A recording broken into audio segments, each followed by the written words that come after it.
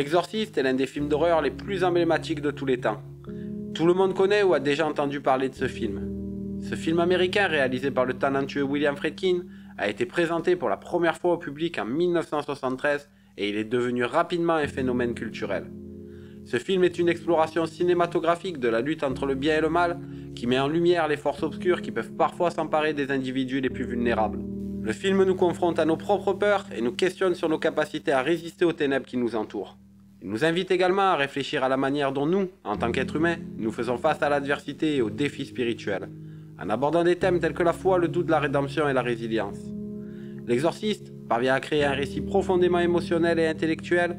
Il nous pousse à nous questionner sur notre propre moralité et notre relation avec le bien et le mal, offrant ainsi une expérience cinématographique riche et inoubliable. Ce film trouve ses racines dans le roman du même nom publié en 1971 par l'écrivain et scénariste américain William Peter Blatty. Pour créer cette histoire captivante, Blatty s'est inspiré d'un événement réel et troublant survenu à la fin des années 1940. Cette histoire vraie implique Robbie Mannheim, un jeune garçon dont l'existence a été profondément perturbée par ce qui semble être une véritable possession démoniaque. La famille de Robbie ainsi que les prêtres qui ont participé à son exorcisme ont été confrontés à des manifestations surnaturelles, inexpliquées et effrayantes. Ces événements ont retenu l'attention de Blatty, qui a été intrigué par l'histoire de Robbie et la complexité des forces en jeu. Tout a commencé à Cottage City, une commune située dans l'état du Maryland aux États-Unis. Robbie Mannheim, un adolescent de 14 ans, vivait alors une vie paisible avec ses parents et sa grand-mère. Il passait beaucoup de temps et entretenait une relation étroite avec une de ses tantes. Cette tante se présentait comme médium et passait son temps à pratiquer le spiritisme avec une planche de Ouija et initiait le garçon à cette activité. La pratique du Ouija est considérée comme dangereuse car cette pratique consiste à utiliser une planche comportant un alphabet et divers symboles pour entrer en contact avec le monde des morts. Dans l'Ancien Testament, cette activité était punissable de mort car elle pouvait permettre l'arrivée d'un démon dans notre monde.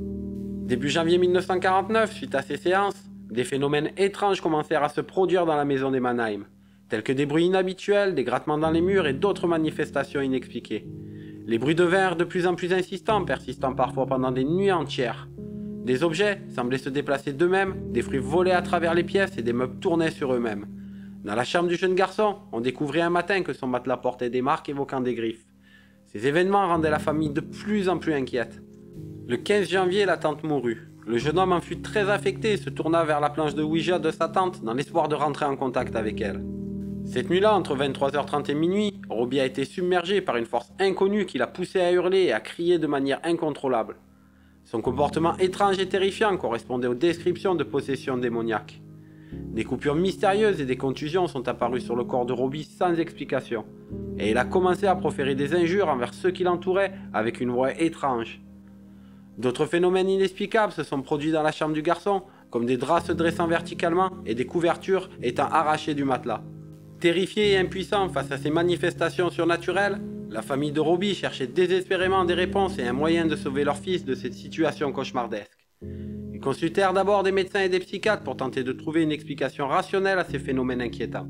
Robbie fut placé sous la supervision du docteur Malborough, un psychiatre de renommée. Bien que 2 consultations aient eu lieu, les parents du garçon n'ont pas assisté au 3e rendez-vous, probablement par crainte d'un internement qui à cette époque ressemblait davantage à une détention qu'à un traitement.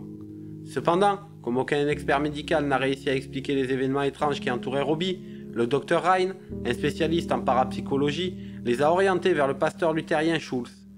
La famille espérait alors que le pasteur pourrait leur apporter l'aide et les réponses qu'ils cherchaient face à cette situation insoutenable. Le révérend, qui entretenait une relation étroite avec le Dr Ryan, a partagé avec lui les observations inquiétantes qu'il a faites concernant Robbie. Dans un échange entre les 2 hommes, on peut lire que le révérend a décidé de prendre l'enfant chez lui pendant une nuit pour constater par lui-même les phénomènes étranges qui se produisaient autour de lui. Le récit du révérend décrit la nuit du 17 au 18 février où Robbie s'est endormi sur un fauteuil.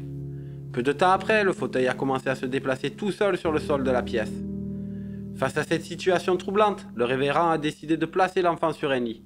Mais les phénomènes étranges ont continué, le lit s'est mis à vibrer et le matelas s'est déplacé jusqu'à glisser en dessous du lit, sans aucune intervention humaine. Cet événement inexplicable a poussé le pasteur Schulz à reconnaître qu'il était confronté à un phénomène hors de sa portée. Comprenant la gravité de la situation, le pasteur a conseillé à la mère de Robbie de se tourner vers un prêtre catholique pour pratiquer un exorcisme. Il espérait ainsi que cette démarche permettrait de libérer le jeune garçon de l'emprise démoniaque qui semblait le consumer. Lorsque la famille Mannheim s'est tournée vers l'église catholique pour obtenir de l'aide, ils ont été accueillis par le père Hugues, qui était le prêtre de l'église Saint-James. Lorsque le prêtre et Robbie se sont rencontrés pour la première fois, le jeune homme s'est montré grossier et des phénomènes étranges ont eu lieu. Le téléphone sur le bureau du prêtre a commencé à bouger tout seul et la température de la pièce a chuté de manière inexplicable. Face à ces événements surnaturels, le prêtre a conclu à une possession démoniaque. Bien que la situation nécessitait un exorcisme, les conditions n'étaient pas idéales. Le prêtre était jeune et inexpérimenté en matière d'exorcisme. Malgré cela, le père Hugues s'est préparé du mieux qu'il a pu et a fait admettre Robbie à l'hôpital de Georgetown où l'exorcisme devait avoir lieu. Malheureusement, au lieu de s'améliorer, la situation a empiré.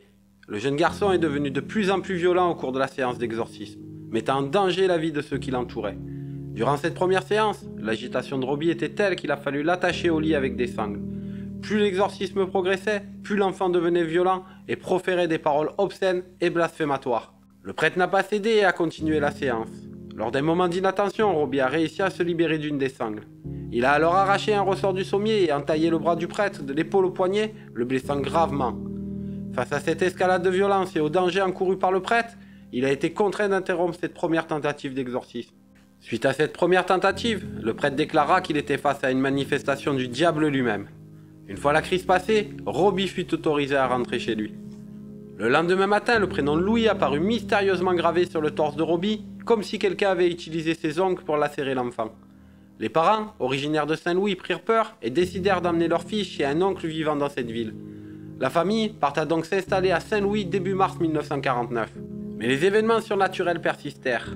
Robbie était victime de plus en plus de crises au cours desquelles il manifestait plusieurs personnalités différentes.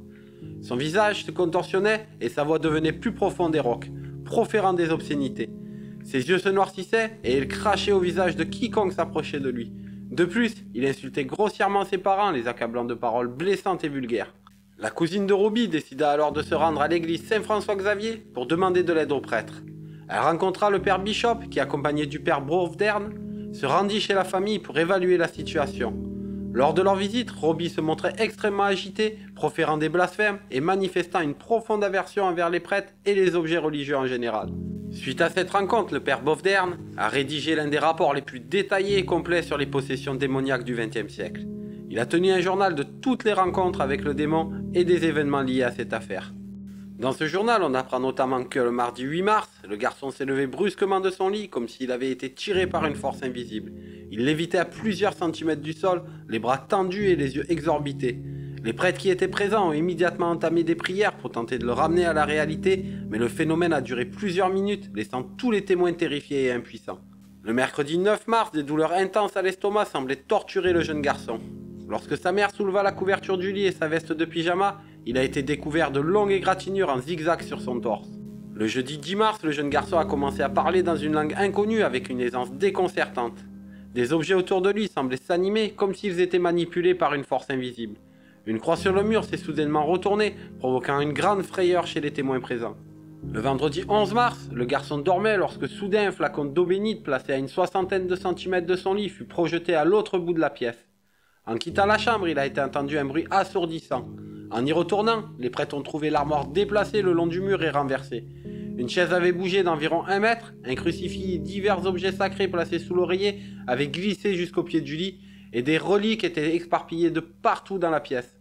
Le samedi 12 mars, des empreintes et des pas mystérieux sont apparus sur les murs et le plafond de la chambre de l'enfant, comme si une créature invisible se déplaçait. La température de la pièce variait de manière inexplicable, passant du glacial au brûlant en l'espace de quelques secondes. Le dimanche 13 mars, le garçon est rentré dans une transe profonde, durant laquelle il a révélé des secrets troublants sur les personnes présentes, qu'il n'aurait jamais pu connaître. Des griffures et des marques étranges sont apparues sur son corps, formant des symboles indéchiffrables. Le lundi 14 mars, des rires sinistres et des pleurs désespérés semblaient provenir de l'intérieur des murs de la chambre du garçon. La porte et les fenêtres s'ouvraient et se refermaient violemment sur elles-mêmes, comme si une tempête invisible faisait rage à l'intérieur de la pièce. Le mardi 15 mars, le matelas s'est mis à vibrer et la relique de Sainte Marguerite Marie, posée sur le lit, a été projetée à travers la pièce une fois de plus.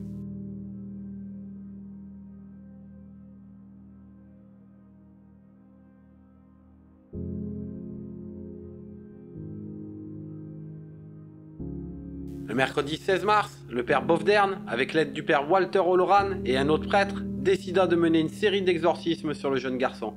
Ces séances d'exorcisme étaient intenses et terrifiantes. Robbie montrait une aversion profonde pour les choses sacrées et il était extrêmement violent et proférait des obscénités. Les prêtres ont dû l'attacher et parfois étouffer ses cris avec un oreiller. Les exorcismes ont duré pendant plusieurs semaines. Les 3 prêtres se rendirent donc chez la famille et entamèrent une séance d'exorcisme. Dès les premières prières, un flacon d'eau bénite fut violemment projeté contre le mur opposé, tandis que le lit du jeune homme se mettait à trembler et à avoir des soubresauts. Le premier préciput déclencha chez le garçon une réaction intense. 3 larges égratignures surgirent sur sa poitrine en réaction à l'évocation des noms de Dieu, de la Sainte Vierge et de Saint Michel. Parmi les marques les plus profondes et marquantes, on pouvait distinguer la silhouette de la tête d'un diable sur la jambe droite de l'enfant, ainsi que l'image grossière d'un homme cornu. De manière troublante, le mot « hell » signifiant « enfer » apparut également sur sa poitrine. Le samedi 19 mars, les prêtres sont arrivés à 19 h préparés à affronter les défis que réservait cette nouvelle séance d'exorcisme. Dès leur entrée dans la chambre, une atmosphère lourde et oppressante semblait s'être emparée des lieux. Le garçon allongé sur son lit paraissait absent et murmurait des mots incompréhensibles, comme s'il était en transe. Alors que l'exorcisme commençait, des objets autour de la pièce se sont mis à bouger de manière erratique, comme animés par une force surnaturelle. Les murs semblaient vibrer et une odeur nauséabonde envahissait l'air. Le garçon s'est soudainement redressé, fixant les prêtres d'un regard rempli de haine et de mépris. Au fur et à mesure que l'exorcisme avançait, des marques étranges apparaissaient sur le corps du jeune homme, comme si des griffes invisibles lacéraient. Malgré la terreur qui saisissait les prêtres, ils ont persévéré dans leurs prières et leurs incantations, tentant désespérément de libérer l'enfant de l'emprise du démon. Vers 20 h, après 1 heure d'affrontement intense, le garçon est enfin retombé sur son lit, épuisé et en larmes. La tension dans la pièce s'est peu à peu dissipée, laissant place à un sentiment de soulagement, mêlé d'inquiétude pour la suite des événements. Le lundi 21 mars, la décision fut prise de transférer le jeune homme dans un hôpital psychiatrique afin de poursuivre l'exorcisme dans un environnement plus contrôlé et sécurisé. Lors de cette séance, le comportement du garçon a pris un tour particulièrement choquant et agressif.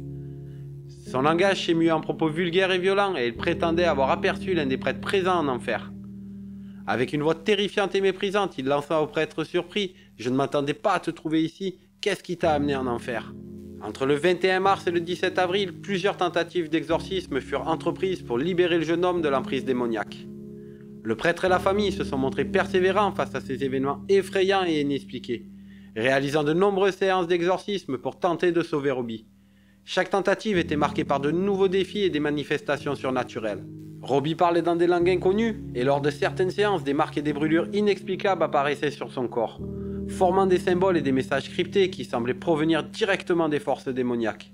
Ces marques et ces brûlures disparaissaient parfois aussi rapidement qu'elles étaient apparues, laissant les témoins stupéfaits et sans explication. Des phénomènes météorologiques étranges commencèrent également à se produire pendant certaines tentatives d'exorcisme. Des orages soudains et violents éclataient, avec des éclairs et des coups de tonnerre qui semblaient coïncider avec les prières et les rituels effectués par les prêtres. Ces orages cessaient brusquement lorsque les séances étaient interrompues. Pendant certaines tentatives, les prêtres furent confrontés à des visions cauchemardesques et des hallucinations qui les mettaient à l'épreuve mentalement et émotionnellement. Ces visions prenaient souvent la forme de leur pire peur et les forçaient à remettre en question leur foi et leur détermination à aider Robbie. Le lundi de Pâques, le 18 avril 1949, marqua la phase finale et la plus effrayante de l'exorcisme de Robbie Mannheim. Cette nuit-là s'annonçait longue et éprouvante. Dans la chambre du jeune homme, une atmosphère surnaturelle s'était installée. Les draps et les couvertures, sous l'emprise d'une forme invisible, semblaient se mouvoir et s'enrouler autour du jeune homme comme des serpents entravant ses mouvements et l'étreignant de manière étouffante. Des vibrations sinistres et inquiétantes parcouraient l'air, faisant vibrer les meubles, les miroirs et les fenêtres, et créant un vacarme assourdissant qui résonnait dans les oreilles des témoins. Quant à Robbie, les contorsions de son corps atteignaient un niveau insoutenable, dépassant les limites physiologiques humaines. Ses membres se tordaient dans des positions anormales et douloureuses, ses muscles se contractaient violemment et ses articulations craquaient à chaque mouvement. Son visage déformé par la souffrance et la terreur témoignait de l'horreur qu'il subissait. Les prêtres, bien que choqués et effrayés par ce spectacle terrifiant, s'efforçaient de rester concentrés sur leurs prières, espérant que leur foi et leur détermination suffiraient à libérer Robbie de l'emprise du démon qui le tourmentait. La tension dans la pièce était palpable, et chacun sentait que la bataille pour l'âme du jeune homme touchait à son paroxysme. Soudainement, le démon s'adressa à l'un des prêtres avec une prophétie terrifiante. Il lui dit qu'il se retrouvera en enfer en 1957. Plus tard, le démon hurlait « Ça ne suffit pas !» Il doit prononcer un seul mot et il sera libéré, mais il ne le prononcera jamais. À 22 h 45, Robbie entra dans une transe plus calme qu'à l'ordinaire pendant la prière dédiée à Saint Michel. Soudain, une voix grave et puissante émanant du jeune homme retentit. Satan, je suis Saint-Michel, et je t'ordonne de quitter ce corps au nom de Dominus, immédiatement. À cet instant, la tension dans la pièce atteignit des sommets inimaginables. Les murs tremblaient de toutes parts et d'étranges bruits semblables à des grognements se faisaient entendre, comme si une bête invisible était présente. Les prêtres sentaient une présence malveillante et oppressante qui les étouffait, les poussant à leurs limites mentales et spirituelles. Malgré la terreur qui régnait dans la pièce, les prêtres continuèrent à prier avec une détermination inébranlable, espérant que la force de leur foi suffirait à vaincre les ténèbres qui emprisonnaient Robbie. Aux alentours de 23h20, un changement soudain et inattendu se produisit dans la chambre. La cacophonie des vibrations, les contorsions effroyables et les manifestations surnaturelles cessèrent brusquement. Le calme s'installa, comme si une force invisible avait été soudainement chassée. Les draps et les couvertures retombèrent inanimés, les meubles cessèrent de vibrer et les fenêtres ne tremblèrent plus. La chambre, qui quelques instants auparavant était un véritable théâtre d'horreur, retrouvait peu à peu son aspect paisible et ordinaire.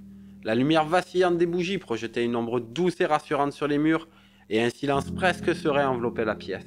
Robbie, épuisé par les événements, est maintenant allongé sur son lit, le visage apaisé et le corps détendu. Les prêtres soulagés et stupéfaits par cette soudaine accalmie échangèrent des regards incrédules. Le matin du 19 avril, Robbie dormait encore paisiblement quand soudainement vers 11h, un bruit semblable à un coup de tonnerre fit trembler les murs de l'hôpital. Lorsqu'un prêtre entra dans la chambre, le jeune homme se redressa calmement sur son lit, ayant tout oublié des événements traumatisants des 10 dernières semaines. Robbie confia au père Bovdern qu'il avait fait un rêve marquant dans lequel l'archange Saint-Michel lui était apparu. Dans ce rêve, l'archange lui avait assuré qu'il vivrait désormais en paix, libéré de l'emprise des démons qui avaient pris possession de son âme. Cette révélation apaisante indiquait que les forces du mal avaient été vaincues et que Robbie pouvait enfin reprendre une vie normale, délivré des ténèbres qui l'avaient tourmenté. Au même moment, des prêtres et des fidèles présents dans l'église à côté de l'hôpital virent l'image de Saint-Michel combattant le démon dans le dôme de l'église. Robbie semblait enfin apaisé. Sa famille l'a ramené chez eux à Cottage City où il a repris sa vie normale. Robbie n'aura jamais aucun souvenir des événements, ce qui est fréquent chez les victimes de possession. Le père Halloran et le père William Bovdern ont toujours maintenu que la possession était réelle et que les médecins n'ont trouvé aucune preuve d'une maladie expliquant ces phénomènes observés. Bovdern décédera à 86 ans en 1983. Robbie a réussi à mener une vie stable après ces événements troublants. Il prendra le nom de Rolando puis de Ronald Unkeller, ce qui lui permit de garder un certain anonymat.